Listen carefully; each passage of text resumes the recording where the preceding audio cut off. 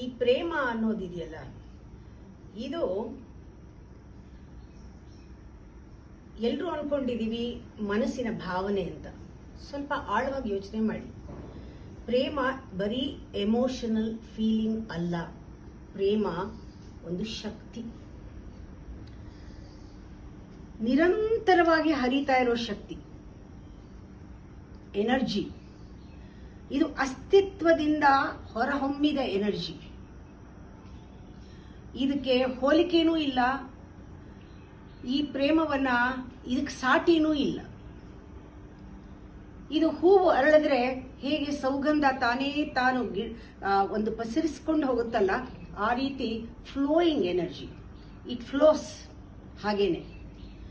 ಆದರೆ ನಾವು ಆ ಪ್ರೇಮನ ಅರ್ಥ ಮಾಡಿಕೊಳ್ಳದೆ, ಅದು ಎನರ್ಜಿ ಇದೆ, ಎಲ್ಲರಿಗೂ ಇದೆ, ಆದರೆ ನಾವು ಆರೋಪ ಮಾಡಿಕೊಂಡು ಈ ಪ್ರೇಮ ಅಂದಾಗ ಈ ಮನಸ್ಸಿನ ಸೂಪರ್ಫಿಷಿಯಲ್ ಮೈಂಡ್, ಈ ಮೇಲ್ಮನಸ್ಸಿನ ಒಂದು ಸೂಪರ್ಫಿಷಿಯಲ್ ಫೀಲಿಂಗ್ನಲ್ಲಿ, ಮೋಹನ ಮಾಯೆನಲ್ಲಿ ಪ್ರೇಮ ಅಂದ್ಕೊಂಡ್ಬಿಟ್ಟಿರ್ತೀವಲ್ಲ, ಇದಕ್ಕೆ ಫಸ್ಟ್ ಸರ್ಕಲ್, ಸೆಕೆಂಡ್ ಸರ್ಕಲ್, ಆಮೇಲೆ ಇದು ಕ್ಲೋಸ್ ಆಗೋಗುತ್ತೆ.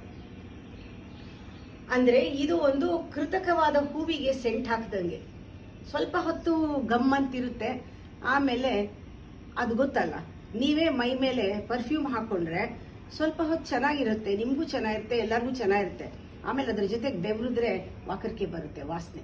ಆ ರೀತಿ ಆಗತ್ತೆ ಆರೋಪ ಮಾಡ್ಕೊಂಡಿದ್ದು ಪ್ರೇಮ. ಯಾಕೆ ಅಂದ್ರೆ ಇದರಲ್ಲಿ ಡಿಮಾಂಡ್ ಇರುತ್ತೆ, ಡಿಮಾಂಡಿಂಗ್ ಪ್ರೇಮ. ಅದರಿಂದ ಕೊರತೆನಲ್ಲೇ ಅದು ಕೊನೆ ಆಗೋದು.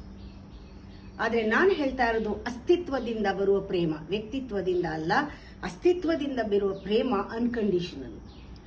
ಇಲ್ಲಿ ತೃಪ್ತಿ ಇರುತ್ತೆ, ಸಂಪೂರ್ಣವಾಗಿ ಕಂಟೆಂಟ್ಮೆಂಟ್ ಇರುತ್ತೆ, ಸಮಾಧಾನ ಇರುತ್ತೆ, ಕೊರತೆ ಇರಲ್ಲ. ಇನ್ಎಫಿಷಿಯನ್ಸಿ ಅಲ್ಲ ಅದು. ಆದರೆ ಕೊರತೆ ಇರೋದು ಯಾವುದರಿಂದ ಕೊರತೆ ಇದೆ? ಈ ತರ ಪ್ರೇಮಗಳಿಗೆ ವಸ್ತು ಮೇಲೆ ಕೊರತೆ, ಅಂದ್ರೆ ಇದು ಸಿಕ್ಕಿಲ್ಲ ಕೊರತೆ, ಆಮೇಲೆ ಇವ್ರು ಸರಿಯಾಗಿ ಮಾತಾಡ್ಸ್ಲಿಲ್ಲ ಕೊರತೆ, ಇವ್ರು ನನ್ನ ಜೊತೆ ಸರಿಯಾಗಿಲ್ಲ ಕೊರತೆ, ಇವ್ರು ನನ್ನ ಪ್ರೀತಿಸಿಲ್ಲ ಕೊರತೆ. ಯಾವಾಗ್ಲೂ ಇನ್ಎಫಿಷಿಯನ್ಸಿ, ಇನ್ಸಫಿಷಿಯನ್ಸಿ, ಇನ್ಸೆಕ್ಯೂರಿಟಿ. ಈ ಪ್ರೇಮದಲ್ಲಿ ಕೊರತೆ ಯಾಕೆ ಅಂದ್ರೆ ಲೌಕಿಕವಾದ ವಸ್ತು ವಿಷಯ ವಿಚಾರಗಳಲ್ಲಿ ಆ ಪ್ರೇಮ ಇರೋದ್ರಿಂದ, ಅದು ಹೊರಗಡೆ ಇರೋದ್ರಿಂದ, ಬಹಿರ್ಮುಖವಾಗದು ಅದು ಆರೋಪ ಮಾಡ್ಕೊಂಡು ಬರ್ತಾ ಇರೋದ್ರಿಂದ ಇದರಲ್ಲಿ ಕೊರತೆ ಯಾವಾಗ್ಲೂ ಇರುತ್ತೆ. ಅದೇ ನಿಜವಾದ ಪ್ರೇಮ. ಅದು ಸ್ವಲ್ಪ ನಾವು ಒಳಗಡೆ ಹೋದ್ರೆ ಗೊತ್ತಾಗತ್ತೆ, ಅದು ಇರೋ ಪ್ರೇಮನ ಅದನ್ನ ನಾವು ಹಿಡಿದಿಟ್ಕೊಳಕ್ಕಾಗಲ್ಲ. ಅದು ಸುಮ್ಮನೆ ಹರಿತಾ ಇರೋದು.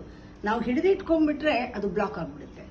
ಅದರಿಂದ ನಮಗೆ ಡಿಸ್ಟ್ರಕ್ಟಿವ್ ಎನರ್ಜಿ, ಅದು ಕ್ರಿಯೇಟಿವ್ ಎನರ್ಜಿ ಅಲ್ಲ. ಆ ಪ್ರೇಮ ಹರಿತಾ ಇದ್ರೆ ಅದು ಹೋಗಿ ಎಲ್ಲಾದ್ರೂ ತಲುಪಿದ್ರೆ ಸಾರ್ಥಕತೆ.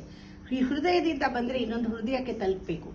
ಹಾಗೆ ಅದು ನಿಲ್ಲಲ್ಲ ಅಲ್ಲಿ, ಹಾಗೆ ಹೃದಯಗಳಿಗೂ ತಲುಪ್ತಾ ಹೋಗುತ್ತೆ. ಎಷ್ಟು ಕಡೆ ಎಷ್ಟು ಪಸರಿಸಿದೆ ಅಷ್ಟು ಶಕ್ತಿ ನಿಂದು. ಆ ರೀತಿ ಪಸರಿಸ್ಕೊಂಡು ಹೋಗುತ್ತೆ. ಆಗ ಮನಸ್ಸು ಕೂಡ ಶಾಂತವಾಗತ್ತೆ.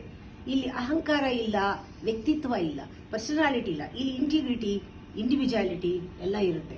ತುಂಬಾ ಫ್ರೀಡಮ್ ಇರುತ್ತೆ ಈ ಪ್ರೇಮದಲ್ಲಿ. ಈ ಪ್ರೇಮ ಒಂದು ಆಕಾಶದಲ್ಲಿ ಮೋಡದ ಹಾಗೆ. ನಮ್ಮ ಜೀವನನೇ ಒಂದು ದೊಡ್ಡ ಆಕಾಶ ಅಂತ ಇಟ್ಕೊಳ್ಳಿ. ನಾವು ಮೋಡದ ಹಾಗೆ ತೇಲಾಡ್ತಾ ಇರಬಹುದು. ಆಗ ಭಗವಂತನ ಆಟದಲ್ಲಿ ನಾವು ಚೆನ್ನಾಗಿ ಭಾಗವಹಿಸಬಹುದು. ಇಲ್ಲದೆ ಇದ್ರೆ ಸಂಕುಚಿತ ಪ್ರೇಮ ಅನ್ಕೊಂಡಿರ್ತೀವಲ್ಲ, ಅದು ನಮ್ಮನ್ನ ಕಟ್ಟಾಕತ್ತೆ. ಅಂದ್ರೆ ನಾವು ನಮ್ದೇ ಒಂದು ಆಟ ಹೂಡ್ತೀವಿ, ನಾವೇ ಗೆಲ್ಬೇಕು, ಬೇರೆಯವ್ರು ಸೋಲ್ಬೇಕು. ಆ ರೀತಿ ಬೇರೆಯವ್ರನ್ನ ಸೋಲ್ಸೋದ್ರಲ್ಲಿ ಸುಖ, ಸಂತೋಷ. ಯಾಕೆ ಅಂದ್ರೆ ಇದು ಅಸುರಿ ಸಂತೋಷ. ಇದು ಬೇರೆಯವ್ರನ್ನ ತುಳಿಯೋದ್ರಲ್ಲಿ ಬರುವಂತ ಸಂತೋಷ. ಇದು ನಿಜವಾದ ಪ್ರೇಮ ಖಂಡಿತ ಅಲ್ಲ. ನಾವು ಹೇಗಿರ್ಬೇಕು ಪ್ರೇಮದಲ್ಲಿ? ಕೊಳಲ್ ತರ ಇರಬೇಕು. ಕೊಳಲು ಅಂದ್ರೆ ಬಿದಿರಲ್ಲಿ ಒಳಗಡೆ ಇರುವಂತಹ ಆ ತಿರುಳನ್ನ ತೆಗೆದ್ರೆ ಹೇಗೆ ಖಾಲಿ ಆಗುತ್ತೋ ಹಾಗೆ ನಮ್ಮ ಮನಸ್ಸು ಕೂಡ ಖಾಲಿ ಆಗಬೇಕು. ಕೊಳಲ್ ತರ ಇರ್ಬೇಕಂತಾರೆ. ಕೊಳಲ್ ತರ ಆಗ್ಬೇಕು, ಮನಸ್ಸನ್ನ ಖಾಲಿ ಮಾಡ್ಕೋಬೇಕು. ಜೊತೆನಲ್ಲಿ ದೋಣಿ ಒಳಗಡೆ ನೀರು ತುಂಬಿದ್ರೆ ಹೋಗಲ್ಲ. ಆ ಖಾಲಿ ದೋಣಿಯಲ್ಲಿ ನೀರಿಲ್ಲದೆ ಇದ್ರೆ, ಯಾವುದು ತೂತ್ ಇಲ್ಲದೆ ಇದ್ರೆ ಹೇಗೆ ಫ್ಲೋಟ್ ಆಗತ್ತಲ್ಲ, ಆ ತರ ಫ್ಲೋಟ್ ಆಗತ್ತೆ. ನಿಜವಾಗ್ಲೂ ಪ್ರೇಮ ಫ್ಲೋಟ್ ಆಗತ್ತೆ. ನಾವು ಪ್ರತಿಯೊಂದು ಕ್ಷಣನೂ ಕೂಡ ಸ್ನೇಹದಲ್ಲಿ ಸ್ವೀಕರಿಸಿ ಸ್ವಾಗತಿಸ್ತೀವಿ. ಆ ಸ್ಥಿತಿ ಇರುತ್ತೆ. ಅದರಿಂದ ನಮ್ಮ ಜೀವನ ಹೇಗಾಗತ್ತೆ ಅಂದ್ರೆ ಒಂದು ದೋಣಿ ತರ ಆಗೋದ್ರ ಜೊತೆಗೆ ಹೊರಗಡೆ ನಮ್ಮ ಮನಸ್ಸು ಖುಲ್ಲ ಇರುತ್ತಲ್ಲ, ಖಾಲಿ ಇರುತ್ತಲ್ಲ, ಓಪನ್ ಆಗುತ್ತೆ. ನಮ್ಮ ಮನಸ್ಸು ಓಪನ್ ಆಗುತ್ತೆ. ಮನಸ್ಸು ಓಪನ್ ಆದಾಗ ಒಂಥರ ವೆಂಟಿಲೇಟರ್ಸ್ ತರ ಬಾಗ್ಲು ಕಿಟಕಿ ಎಲ್ಲ ತಕ್ಕೊಳ್ಳುತ್ತೆ. ಆಗ it's a magical morning for you. Magical light, magical sun. ಅದು ಎಲ್ಲಿಂದ ಬರ್ತಾ ಇದೆ ಅದು ನಿಮಗೆ ಅರ್ಥ ಆಗತ್ತ ಅವಾಗ. ಓ, ಈ ಪ್ರೇಮ ಅನ್ನೋದು ಸುರಿತಾ ಇದೆ ಮೇಲಿಂದ, ದೊರಕ್ತಾ ಇದೆ ನನಗೆ, ಆದಷ್ಟು ಎಲ್ಲರಿಗೂ ಹಂಚಬೇಕು ಅನ್ನೋದು ಹೋಗುತ್ತೆ. ಹೀಗಿದ್ದವನಿಗೆ ಲೈಫು ಯಾವತ್ತೂ ಆಯ್ಕೆ, ಭವಿಷ್ಯ ನನ್ನ ಆಯ್ಕೆ, ಚಾನ್ಸ್ ಆಗಲ್ಲ, ಬೈ ಚಾನ್ಸ್ ಅಲ್ಲ, ಆಕ್ಸಿಡೆಂಟಲ್ ಅಲ್ಲ. ಹೀಗಿದ್ದಾಗ ನನ್ನ ಕೇಂದ್ರ ನನಗೆ ಸಿಗುತ್ತೆ, ಆಗ ಹೊಂದಾಣಿಕೆ ಚೆನ್ನಾಗಾಗತ್ತೆ, ಎಲ್ಲರ ಜೊತೆ ಹೊಂದ್ಕೊಂಡು ಹೋಗ್ಬೋದು, ಆ ರೀತಿ ಚೆನ್ನಾಗಾಗತ್ತೆ. ನಾವು ಯಾವಾಗ ಹಿಡ್ಕೊಂಡು ಬಿಡ್ತೀವಿ ಅಲ್ಲಿ ಫ್ಲೋಟಿಂಗ್ ಮೂಡ್ ಇದ್ದಿದ್ದು ಫೈಟಿಂಗ್ ಮೂಡ್ ಆಗತ್ತೆ. ಫೈಟಿಂಗ್ ಮೂಡ್ ಆದಾಗ ನಾವು ಎಲ್ಲರ ಹತ್ರನೂ ಜಗಳ ಆಡ್ತೀವಿ, ಆ ಪರಮಾತ್ಮನ ಆಟದ ಜೊತೆ ಇರಕ್ಕಾಗಲ್ಲ.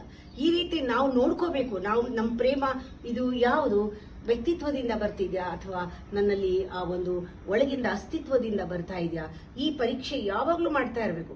ನಮ್ಗೆಲ್ಲರೂ ಬಂಧನ ಆದ್ರೆ ಇಲ್ಲೇ ಎಲ್ಲೋ ಪ್ರಾಬ್ಲಮ್ ಇದೆ ನಮ್ಗೆ ಅಂತ ನಮಗೆ ಗೊತ್ತಾಗ್ಬೇಕು. ಆ ರೀತಿ ಆಗತ್ತೆ ಆಯ್ಕೆ. ಅದಕ್ಕೆ ಹೇಳೋದು ಯಾವಾಗ್ಲೂ ನಾವು ತಿಳ್ಕೋಬೇಕು, ನಮ್ಮ ಮನಸ್ಸು ಖುಲ್ಲಾ ಓಪನ್ ಆಗಿ ಇಟ್ಕೊಂಡಿರ್ಬೇಕು. ಆ ರಿಸೆಪ್ಟಿವಿಟಿ ಅನ್ನೋದು ಆವಾಗ ನಮಗೆ ಗೊತ್ತಾಗತ್ತೆ. ನೋಡಿ, ಯಾವಾಗ ಮನಸ್ಸು ಮೌನವಾಗಿರುತ್ತೆ, ಖಾಲಿ ಇದ್ದಾಗ ಮೌನ ಇರುತ್ತೆ. ಆ ಮೌನದಲ್ಲಿದ್ದಾಗ ಮನಸ್ಸು ನಿಮ್ದು, ನೀವು ಕೋಪ ಮಾಡ್ಕೊಂಡ್ರು ಕೂಡ ಯಾವುದೋ ಒಂದು ರೆಲೆವೆಂಟ್ ಆಗಿರುತ್ತೆ. ಆ ಕೋಪ ಮಾಡ್ಕೊಂಡ್ರು ಸುಂದರವಾಗಿರ್ತೀರ.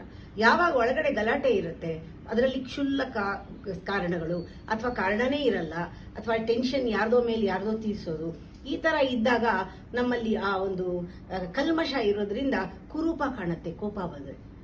ಅದರಿಂದ ನಾವು ಯೋಚನೆ ಮಾಡಬೇಕು. ನಮ್ಮ ಒಳಗಡೆ ಯೋಚನೆಗಳು ಏನೇನಿದೆಯೋ ನಾವು ಯೋಚನೆ ಮಾಡಿದಾಗ ನಾವು ಎಷ್ಟೊಂದು ಸತಿ ಬಚ್ಚಿಟ್ಕೊಂಡ್ಬಿಡ್ತೀವಿ, ಹಿಡಿದಿಟ್ಕೊಂಡ್ಬಿಡ್ತೀವಿ. ಇಲ್ಲ, ನಮ್ಮ ಯೋಚನೆ ಏನಿದೆ ಅದು ವರ್ತನೆಯಲ್ಲಿ ಬರಬೇಕು. ಎಲ್ಲ ವಿಷಯ ತಿಳ್ಕೊಂಡಿರ್ತೀವಿ, ಅದು ಆಕ್ಷನ್ ಅಲ್ಲಿ ಬರೋಲ್ಲ, ವರ್ತನೆಗೆ ಬರಬೇಕು. ಆ ವರ್ತನೆಗೆ ಬರ್ಬೇಕಾದ್ರೆ ಯೋಚನೆ ಎಲ್ಲಿಂದ ಬರಬೇಕು? ನಿಮ್ಮ ವ್ಯಾಲ್ಯೂಸ್ ಇಂದ ಬರಬೇಕು, ನಮ್ಮ ಮೌಲ್ಯಗಳಿಂದ ಯೋಚನೆ ಹೇಳಬೇಕು. ಆ ಮೌಲ್ಯ ಅಂದ್ರೆ ಏನು? ವ್ಯಾಲ್ಯೂ ಅಂದ್ರೆ ನಮ್ಮ ಕ್ವಾಲಿಟಿ. ನಮ್ಮ ಕ್ವಾಲಿಟಿ ಅಂದ್ರೆ ಏನು? ಪ್ಯೂರಿಟಿ, ಸತ್ವದಿಂದ ಬಂದಾಗ ಆ ವರ್ತನೆಯಲ್ಲಿ ತಾನಾಗ್ತಾನೆ ಇಟ್ ಬಿಕಮ್ಸ್ ಆಕ್ಷನ್. ನೀವು ಮಾಡೋದೇ ಬೇಡ, when you feel it becomes action. ಆ ರೀತಿ ಆಗುತ್ತೆ. ಅದರಿಂದ ಇಡೀ ಭೂಮಿ ಮೇಲೆ ನಾವು ನೋಡೋಣ ಒಂದು ಕ್ಷಣ, ಇಡೀ ಭೂಮಿ ಮೇಲೆ ನಮ್ಮ ಜೀವನದಲ್ಲಿ ಈ ಜನ್ಮದಲ್ಲಿ ಈ ಕ್ಷಣ ಪರಿಪೂರ್ಣವಾಗಿ ನಾನು ಜೀವಿಸ್ಬಿಟ್ರೆ ಅದಕ್ಕಿಂತ ಕ್ರಿಯೇಟಿವಿಟಿ ಬೇರೆ ಯಾವುದೂ ಇಲ್ಲ. ಚಂದ್ರಲೋಕಕ್ಕೆ ಹೋಗ್ಬೇಕಾಗಿಲ್ಲ. ಬೇರೆಯವ್ರನ್ನ ಸಂತೋಷ ಪಡಿಸೋದೇ ನಮ್ಮ ಸಂತೋಷ ಆದ್ರೆ ಆ ಕ್ರಿಯೇಟಿವಿಟಿ ಬರುತ್ತೆ. ನಾನೇ ಸಂತೋಷವಾಗಿರ್ಬೇಕು ಅಂದಾಗ ಒಂದಿನ ಕಳ್ಕೊತೀವಿ, ನಾನು ಸಂತೋಷವಾಗಿಲ್ಲ ಅಂತ ಆಗ್ಬಿಡುತ್ತೆ. ಬೇರೆಯವ್ರ ಸಂತೋಷ ಪಡಿಸೋದ್ರಲ್ಲಿ ನಾನು ಸಂತೋಷ ಪಡ್ತೀನಿ ಅನ್ನೋದಿದೆಯಲ್ಲ, ದಟ್ ಈಸ್ ಕ್ರಿಯೇಟಿವಿಟಿ. ಈ ಪಾಠನ ಮಕ್ಕಳಿಂದ ಹೇಳ್ಕೊಟ್ರೆ ಜೀವನ ಅವ್ರದ್ದು ನಿಜವಾಗ್ಲೂ ಸುಗಮವಾಗಿ ಸಾಗತ್ತೆ.